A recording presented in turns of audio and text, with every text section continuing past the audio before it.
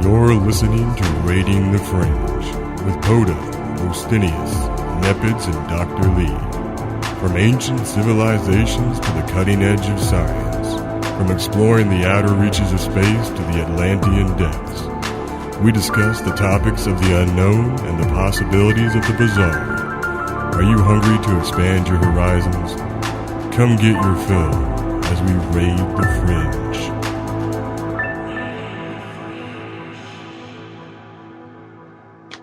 Greetings once again, everybody. Welcome to another episode of Raiding the Fringe from Skype social distancing.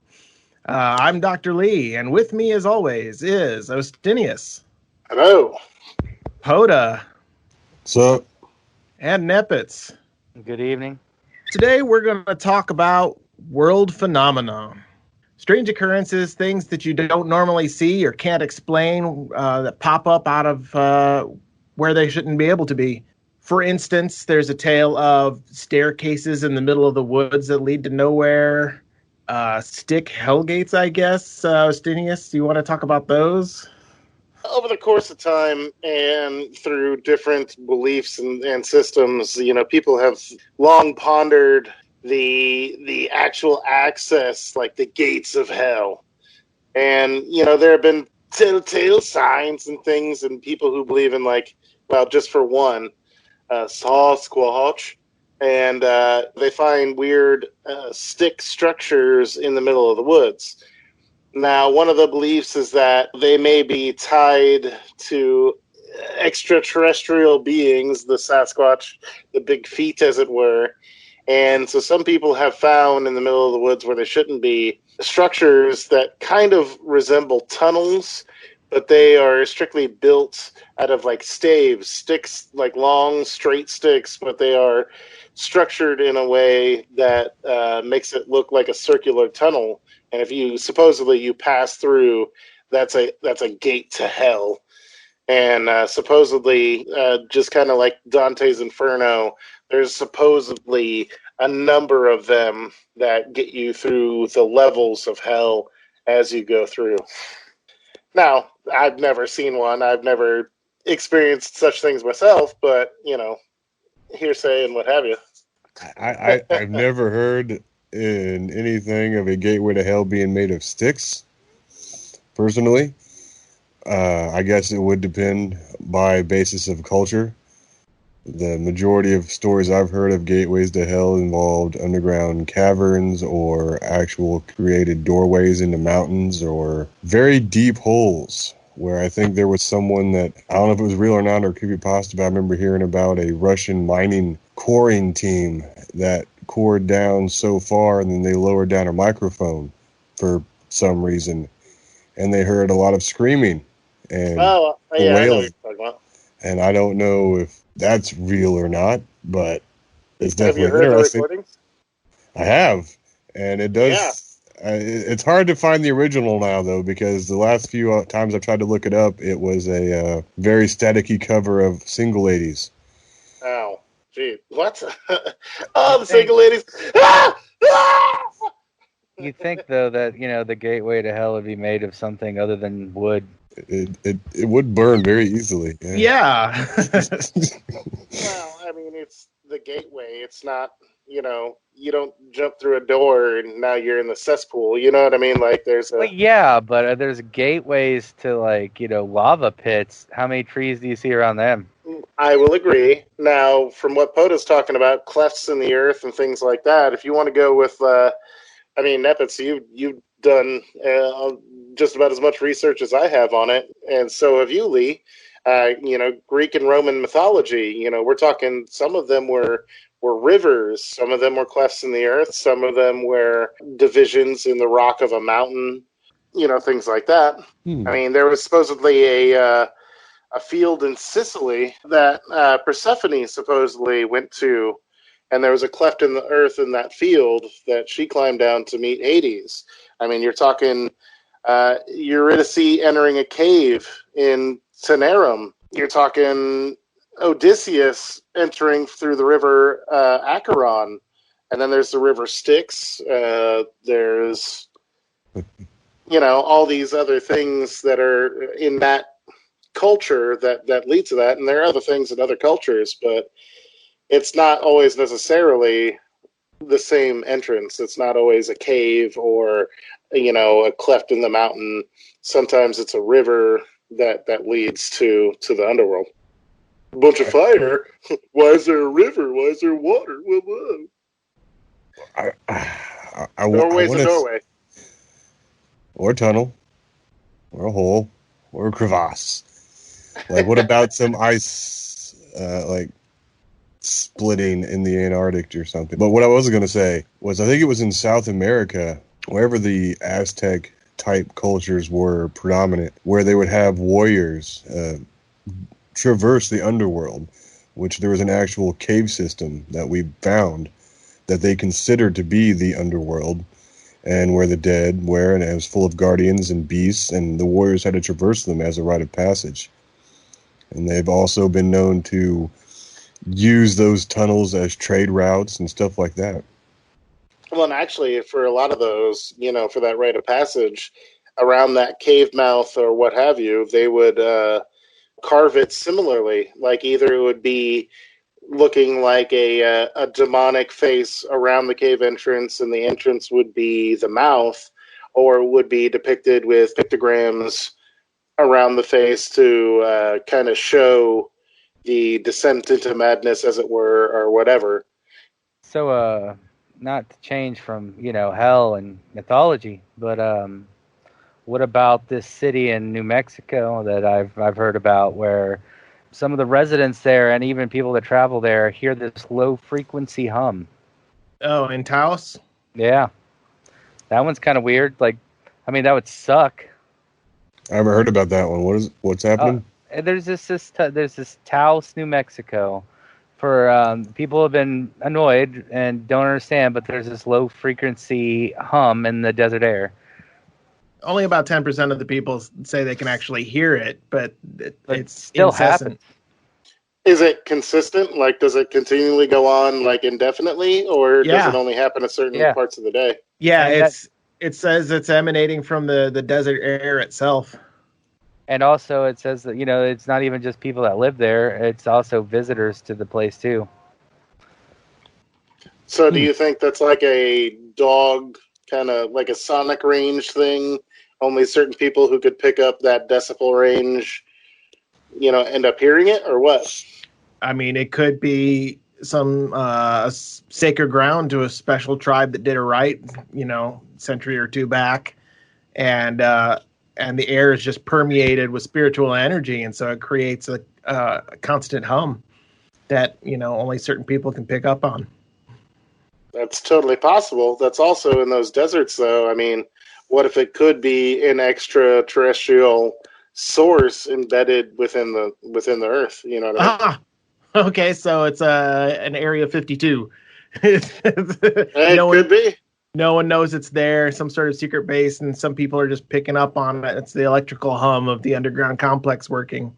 Well, that would be the tactical response. If everybody's focused on Area 51, Area 52, no one's paying attention to. Yeah. Nobody's looking over here. They're snapping their fingers in one direction. Look at this magic trick over here. Mm-hmm. No one knows about Area 51B. Well, and I mean, in Russia, there's they have these phantom, or Siberia, they have these phantom sounds that ignite, and it almost is like a air raid horn. Like, it's really loud, and most people hear it, but it isn't incessant. It's short blasts, or it almost sounds like the Purge bell kind of thing. You know what I mean? I think I've heard of that one. Yeah, and so it's like they call them sonic booms, or it kind of, but it's kind of like the Northern Lights, but it is audio, not visual. That would make sense. Speaking of the Northern Lights, though, that's definitely a phenomenon. Technically, it's explained with solar reflections in the atmosphere and everything, but there are certain instances that can recreate the Aurora Borealis outside of the Northern Lights, certain radio towers and radio frequencies have been known to turbulate the atmosphere or what have you, and to create local. And then sometimes it's seen over cities nowhere near the north. Isn't there a south one, like something? Ellis? Southern, they're not the Aurora Borealis, but the Southern Borealis or whatever. The Aurora Southern-Alis. Yes. Which would make sense given the two poles. The Anthony Boreanus or whatever. Sometimes it could be just gas fumes too from over a really large dump site or something. Yes. Well, that's true too. Some coal mining things, like mining areas and stuff, that they've dug so deep, some of those natural gases do escape methane and what have you, and combust in the atmosphere to give off a light show. Yeah. Swamp gas in the Arctic. Swamp gas. Consistent excuse for things that you don't know what's going on. Therefore, we must all assume that swamp gas at least is real. Well, it's cool to, it's cool that these things happen, but so many things happen and it's kind of explained away by science, and I don't want it to lose its coolness. You know what I mean? Like in certain areas in Indonesia at certain times a year, there'll be bioluminescent plankton that rise to the surface. And so as the waves are crashing, they're stimulated. So it's like blue waves, like blue electric glowing waves at night. Oh, that'd be cool. wash into the beach. And yeah, you can explain it through science saying, oh yeah, bioluminescent plankton and yada, yada, yada. But imagine being there and like seeing that shit would blow your mind. Like, wow, like you're running your hand through the water and it glows blue behind your hand. That would be awesome. Yeah, that's like some James Cameron Avatar shit. That's awesome. Yeah, and it's so easy to just write some of this stuff off because it is or can be scientifically explained, like the Northern Lights. If you ever see the Northern Lights in person, it's pretty magnificent. You're in awe of this world phenomenon. And then we're also talking, like, sometimes there are other things, not necessarily with, certain sounds or lights that can't be explained. There are other things, certain migrations of crabs in Spain. There are these little mini red crabs that will have this huge migration, and they will cover cars and the streets, and everything has this kind of red tint to it, but it's all these tiny crabs that are just migrating across, and they will cross a certain peninsula to the other side every so often. I don't know if you guys have checked out Facebook and stuff, but they're saying that there are these cicadas that have been buried for however many years that are supposed to be coming out here soon too. Yeah. Yeah, I've heard of the cicadas. They're underground for a number of years, and I've heard of the crabs, and that I've seen short videos or photographs of the carnage of the many of crab deaths because they're crossing roads, and the traffic just doesn't give a damn. They're just killing it all.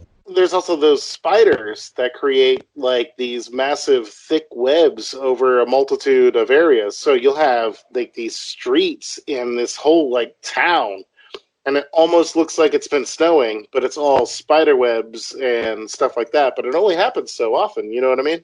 I 100% know what you're talking about on those. I've looked into it, and it's a communal spider activity, which every article that I've read about it, it's really fascinating that all these different types of spiders are working together. It's also terrifying that all these different spiders are working together. Yeah, it would suck to walk into one of those spider webs. Oh gosh!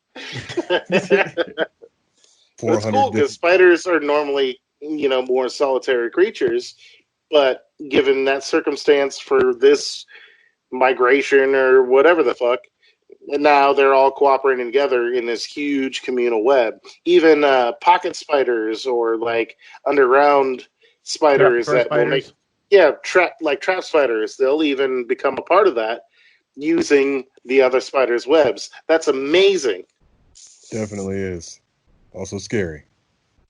personally.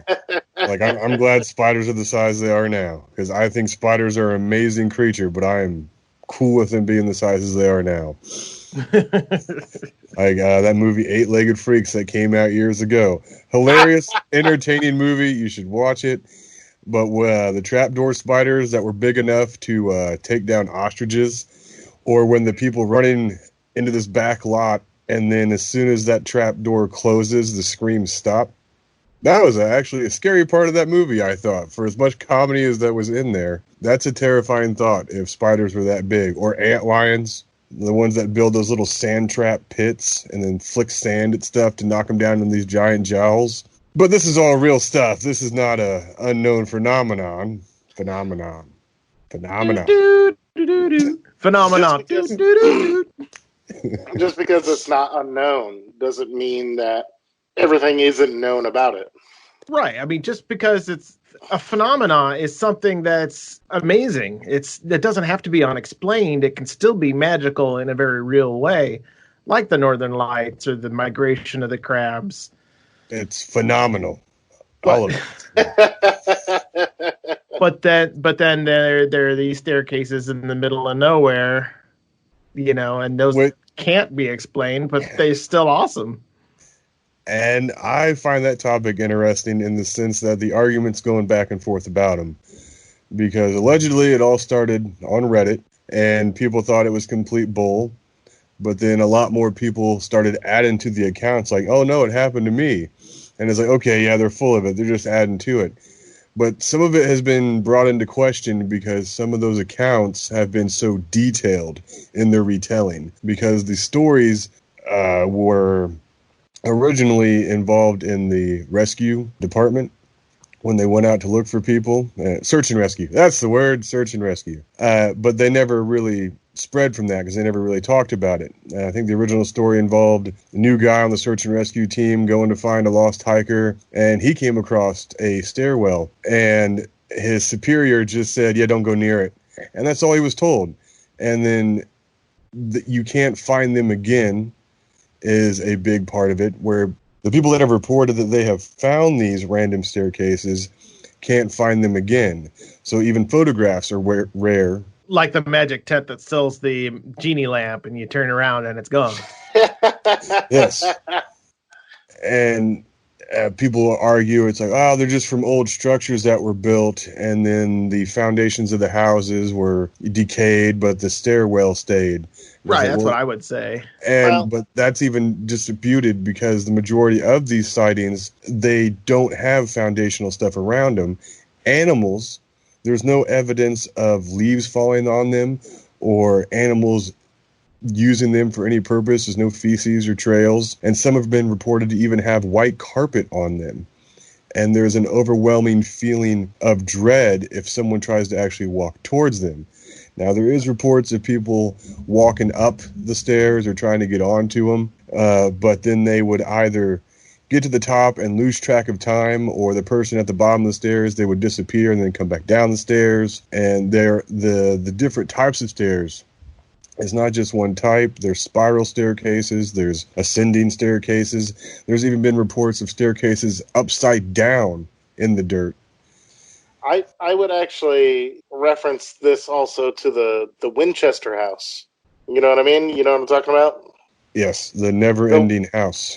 Yeah, the woman who was the wife of the heir to the Winchester rifle fortune, her husband ended up passing away, and she believed the house was haunted by the people who had been killed by Winchester rifles. And so one of her things was that she continually added additions to her house, never ending, and a lot of them were staircases that led to nowhere. Coincidence? I think not. Any of these other staircases you said people have climbed it and disappeared? Does anyone say where they lead to? Like if it's an alternate dimension or a higher plane of existence or something? The few stories have varied to where they just lose all sense of time, or they are not where they were. They can't explain where they went, but they felt like they had traveled. And he's climbing the stairway to heaven. Yeah, we had the gates of hell, now the stairway to heaven. Although it doesn't sound like they go to heaven. It sounds Well, like they've also been accordingly. They have said they are stairways to hell as well. I mean, why Well, not? most fat people say stairways are hell anyway. yeah, you don't see my Why fat can't ass there climb the be? stairs. Yeah, why can't there be an escalator to heaven? Hell.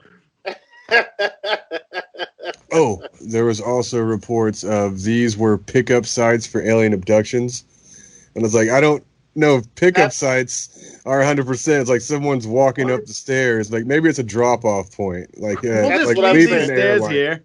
We'll just leave these stairs here, and if anyone happens to climb them, they're ours. Ha ha. It's, Well, that's what I had heard. You know, people in search of Sasquatch or whatever had come up on these stairs in the woods, and there's this weird link between Sasquatch and aliens. So, what if that was, everybody pictures this flying saucer gently landing on the Earth and extending like this kind of ramp?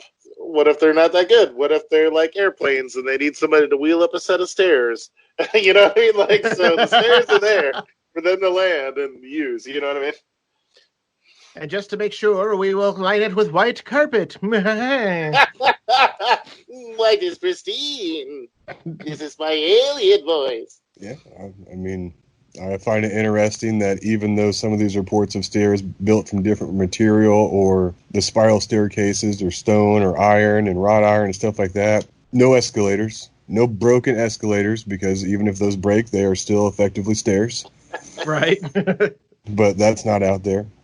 I don't know. Okay, It's just so do interesting. you think that there's some weird key?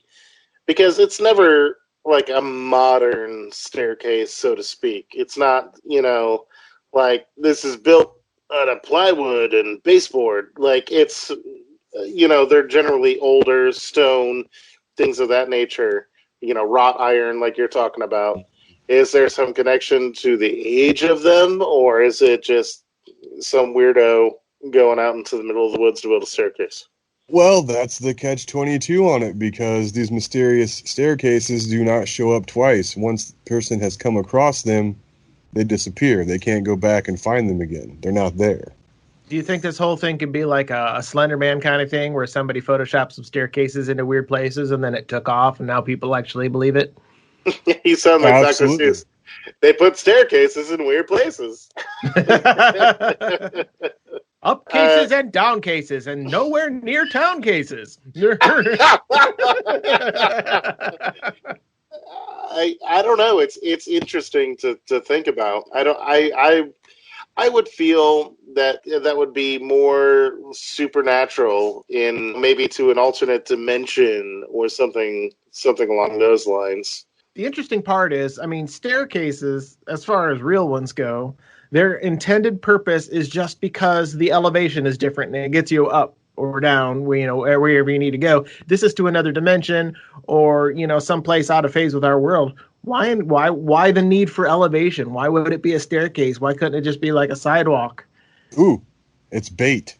Because as times have moved forward and humanity as a whole has adapted their belief system and what is what as far as portals and doorways to other areas go, we started with sticks and natural openings and crevasses. And then once some modern stuff came along, people found random doors. Just doors standing in the woods or in barren areas. And then time has gone on and people do not trust those doors. So they're not so willing to knock on them or open them. And now there's stairs, but there's no door at the top of the stairs. It's a trick. It's pending our curiosity to Oh, keep so it's going. just fun to run up the stairs, but when you're at the top of the stairs, you're like, "Whoa, Yeah, okay. you So got me!" it's fun bait. Yeah. So, when a few years down the line, we'll have developed elevator portals and hot air balloon portals, maybe. I don't know. I Yeah. also still believe in like what you were saying, Lee. Like, why isn't it a sidewalk? Like Shel Silverstein, where the sidewalk ends. That book is about all sorts of weird stories and stuff, but maybe it's a similar situation. Maybe he found a sidewalk that ended and crossed over to another side and learned oddity stories. You know what I mean? I could see that. Okay, so do you believe like certain writers had that intonation to get glimpses of another side, and that's where their inspiration came from? Oh, I love that idea. I think if that ever has happened, definitely Shel Silverstein, um, Dr. Seuss, H.P. Lovecraft. I think those would be the people who have gotten that glimpse. And whether you're a good writer or a bad writer, obviously, is going to make how famous you are after seeing these glimpses. There's probably lots of unknown authors that might have gotten a glimpse into this other reality or whatever. But whether you're a good writer or not, once you put it into a book, everyone's allowed to assume that it's fiction. And so they could have visited a staircase in the woods. They could have gone through a doorway standing in the middle of nowhere, and we Isn't just there write it off another? as, oh, it's fiction.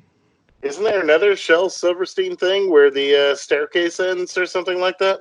Am I being crazy Ooh. right now? There's a light in the attic. Yeah, yeah. And had a staircase around a person's brain, right? Yeah, that's the one. I don't know. I just think that's super interesting. I just can't help but think it's like, what if a Sasquatch is walking through the woods and then they find one of those staircases? It has Well, nothing to do with an alien if they connection to knew it them. was, it's like, Like, look at this. Their feet wouldn't be big enough for the stairs, or their feet would be too big for the stairs. They'd be or walking on tippy toes going up.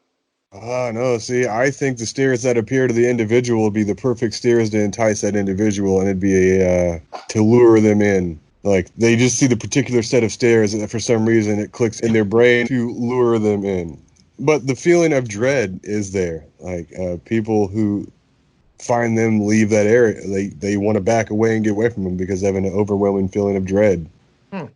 And this, allegedly, there was a psychic that apparently wrote a blog or a vlog about it, saying she visited these stairs psychically, and it had a aura of energy about them that she penetrated, but it made her emotional senses go completely numb. I do not know what that means. Okay, can I put something weird forth? On this show, Humans, yeah, humans. There's a huge discrepancy of whether we're innately evil, innately good, yada yada yada.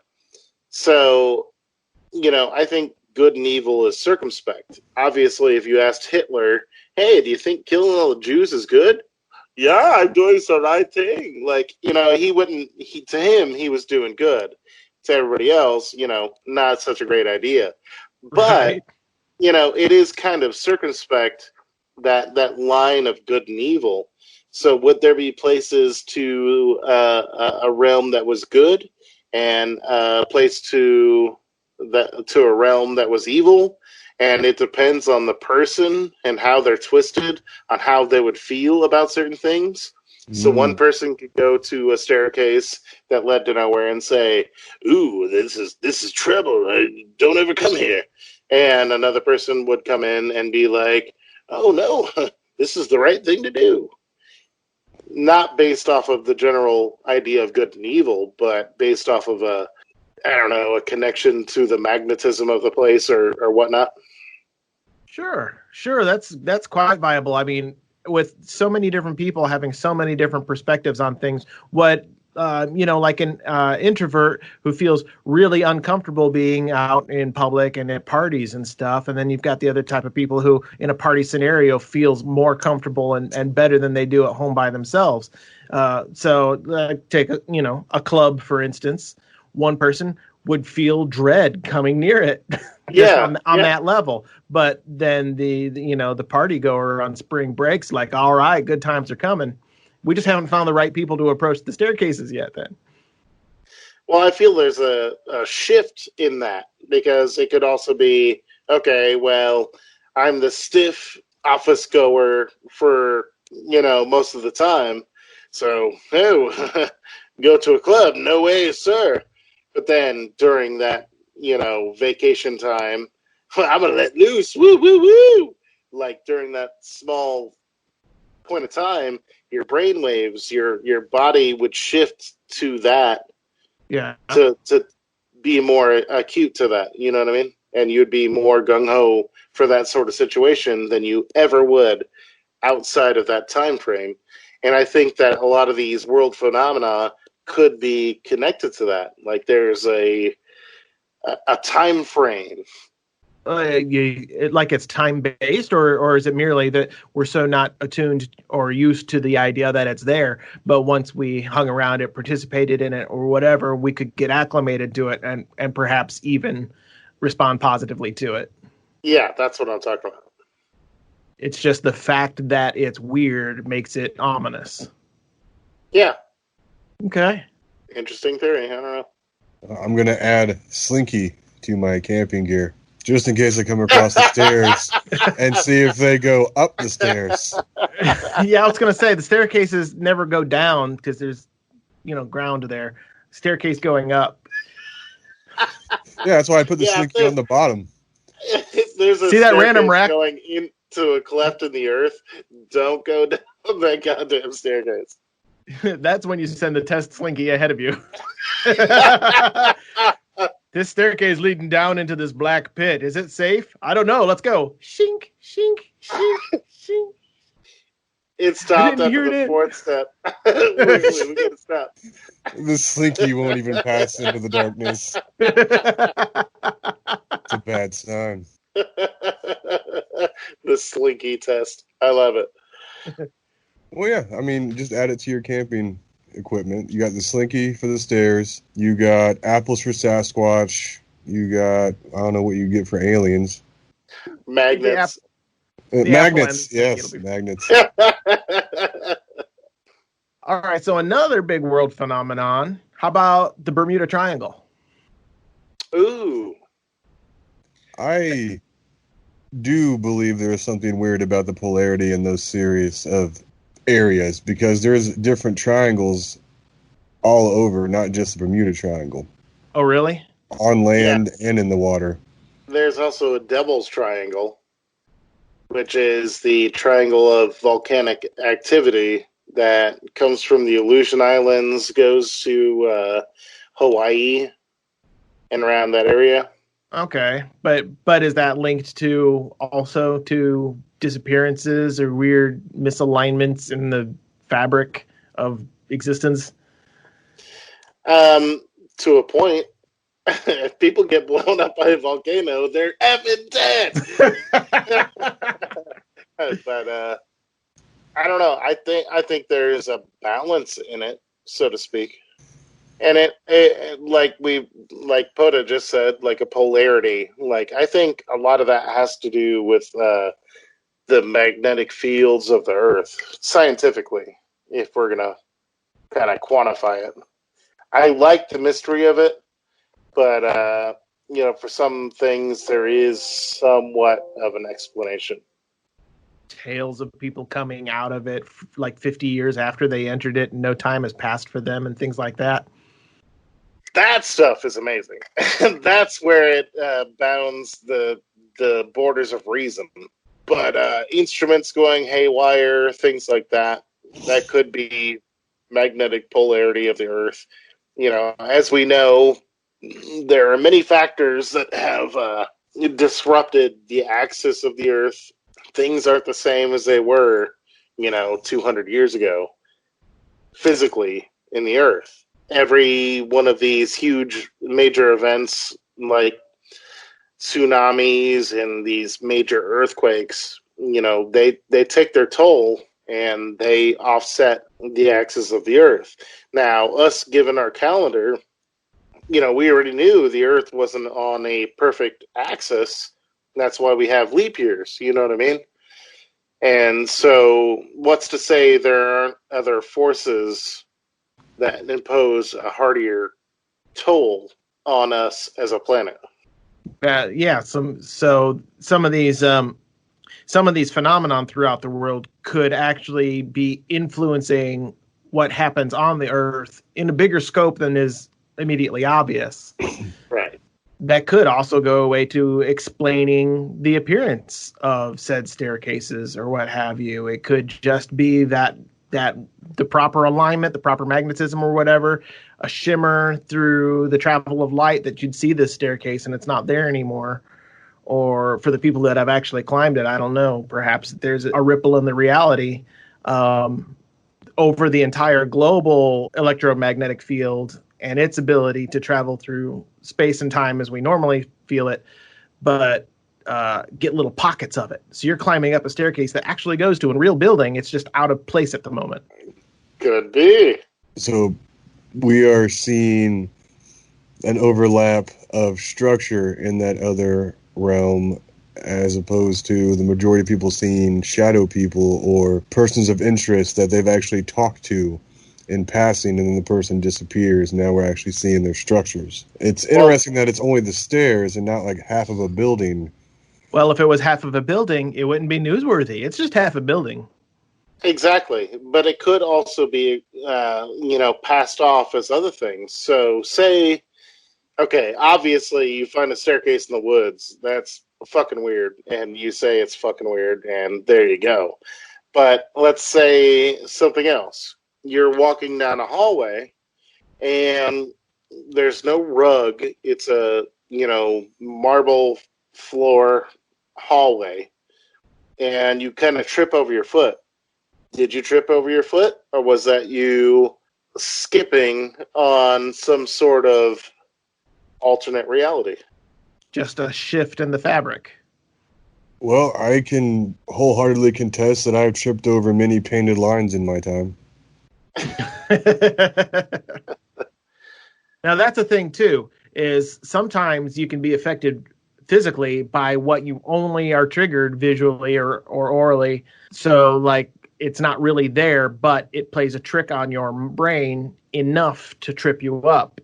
Like you said, tripping on painted lines, that kind of thing can happen. So, say something triggers in a person's brain that gives them the memory of, I don't know, a staircase from their grandmother's house when they used to visit as a child.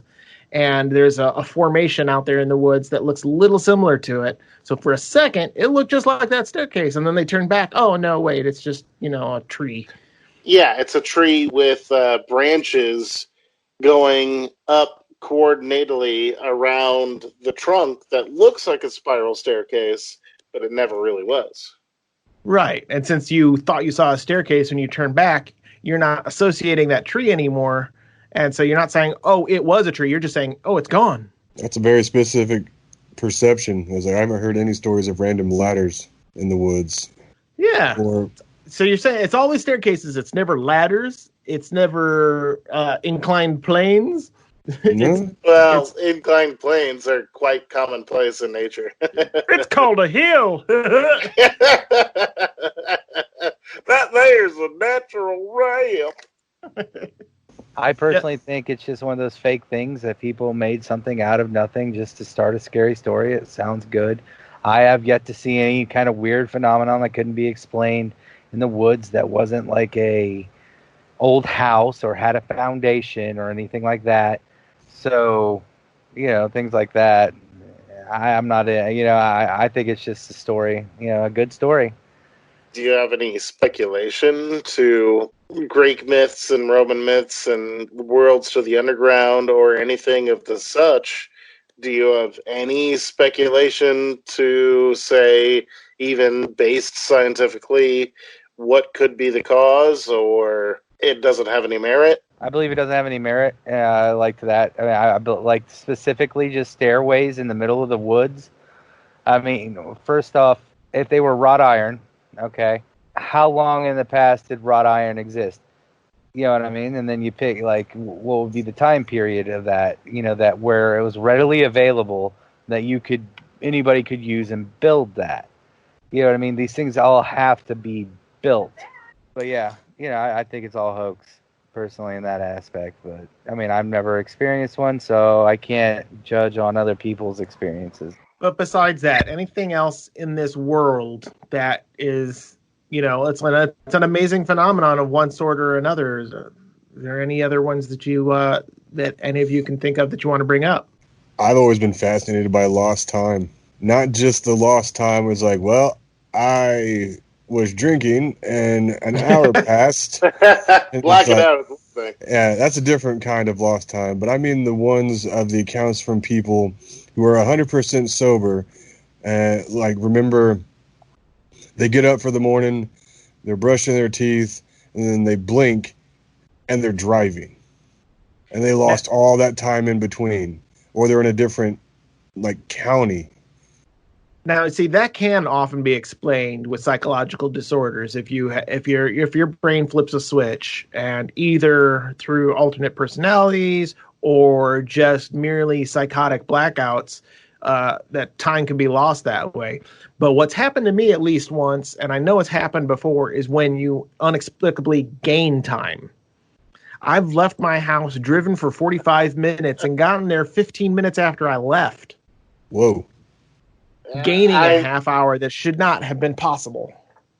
That's happened to me, and at first I thought it was like, well, I did go kind of far away. Maybe it's a different time zone, but like looking into it, it's like, no, that it wasn't a different time zone.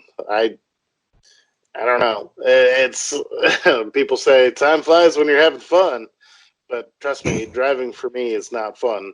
And it's, I don't know, the stuff like that's really weird. I believe that there are pockets of weird magnetism that affects us individually, because sometimes they're not big, sometimes it could encompass a group, but I don't know, the world the world and the earth is one hell of a place.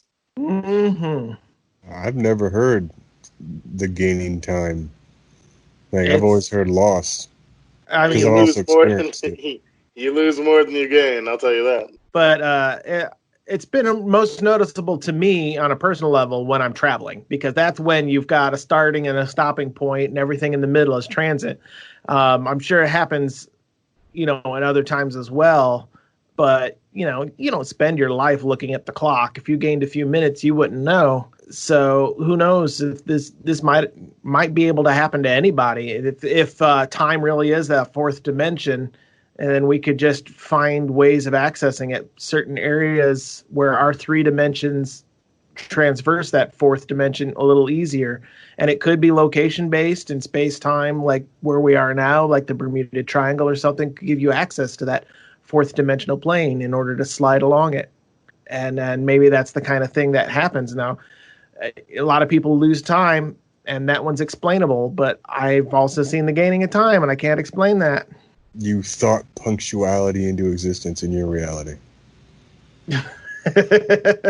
Super punctuality. It's impressive. Well, I mean, if we're talking about it, like, there are certain things like, okay, the world is a crazy place. So Amelia Earhart disappeared. What if she is trapped in, like, this weird magnetic time pocket waiting to come back out? You know what I mean? And she's at an altitude or a range or something that nobody has detected yet, just kind of sitting there. I mean, that's a kind of a messed up thought. So the way media is nowadays, if she popped back up all of a sudden now, I think we'd all find out about it, and it'd probably be, proof positive. Now, I can understand her not aging in that loop, but she has to have an awareness of time. I wouldn't think her mind would suddenly turn into operating like a goldfish. No, it would be one of those things where she's caught in this, like, kind of stasis pocket and comes out just as she went in. So to her, no time has passed. Yeah. Okay. And she's lost, but also kind of gained all this time. I think we've had a pretty good run of this episode. Talked about some cool stuff. Some explained, some unexplained. There's magical things happening all around the world. Keep your eyes open. You might catch one.